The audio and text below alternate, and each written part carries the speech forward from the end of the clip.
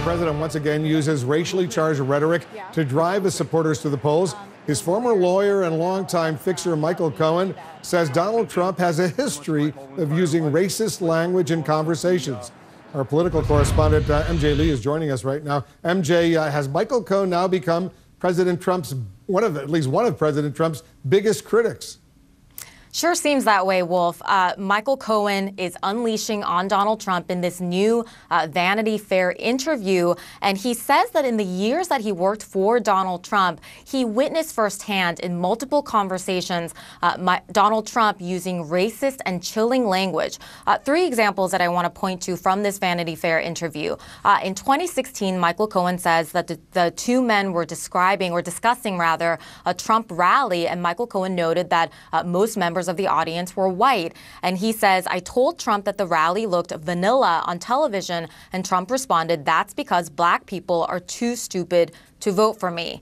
Second example, Michael Cohen says that shortly after Nelson Mandela's death, this is the former South African president who died in 2013, Donald Trump said to him, "Name one country run by a black person that is not a shithole." And he also added, "Name one city." Third and last example, in the late 2000s, Michael Cohen says that he and Donald Trump were traveling together in Chicago. He says, "We were going from the airport to the hotel, and we drove through what looked like a rougher neighborhood." Trump made a comment to me saying that only the blacks could live like this. Obviously, very incendiary and racist comments that Michael Cohen is now pointing to as Donald Trump having made over the years. And he says that the motivation for him speaking out right now against his former boss is that he knows from firsthand knowledge that Donald Trump, what he says in private is actually worse than what he says in public, and that he simply wants to equip the American people before next Tuesday, the midterm elections, so that they can make an informed decision and know that this is actually Donald Trump's true character. Wolf. Wasn't Michael Cohen, MJ, the guy who during the Trump campaign was actually leading an outreach effort to minorities and testifying that Donald Trump was no racist? That's right. You know, Michael Cohen over the years has unofficially and officially done a lot of work for Donald Trump, as you know.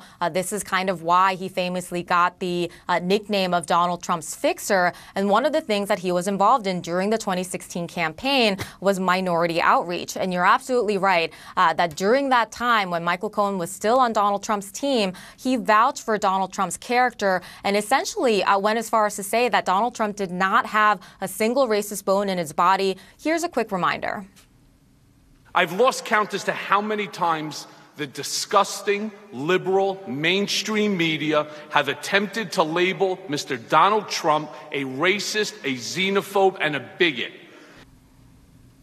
Now, Wolf, this Vanity Fair interview is obviously just one more data point and reminder of the complete 180 that Michael Cohen has done when it comes to Donald Trump. We know from our reporting over the last couple of weeks that Michael Cohen says he changed his party registration from Republican back to Democrat.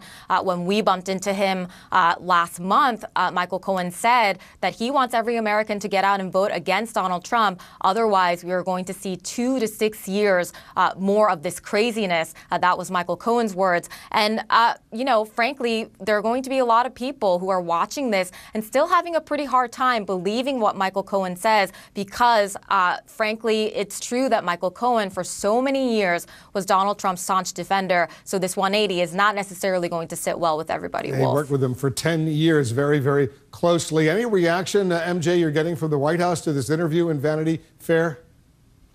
Not so far that I'm aware of, though it's always possible, as you know very well, that Donald Trump could be holding onto his phone, could be sending out a tweet. And as you know, Donald Trump, over the last few months, he also has done a 180 when it comes to Michael Cohen. He has been bothered clearly by Michael Cohen's decision to criticize him. And it also clearly has not sat well with Donald Trump, the president, that Michael Cohen is deciding, as we have reported extensively, to speak with investigators as he waits for his sentencing in December.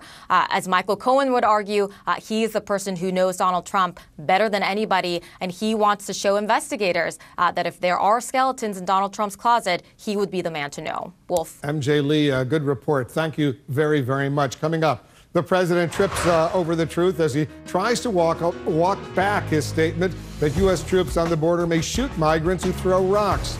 And after a massacre of Jewish worshipers and a series of mail bombs, the president laments that two maniacs stopped GOP momentum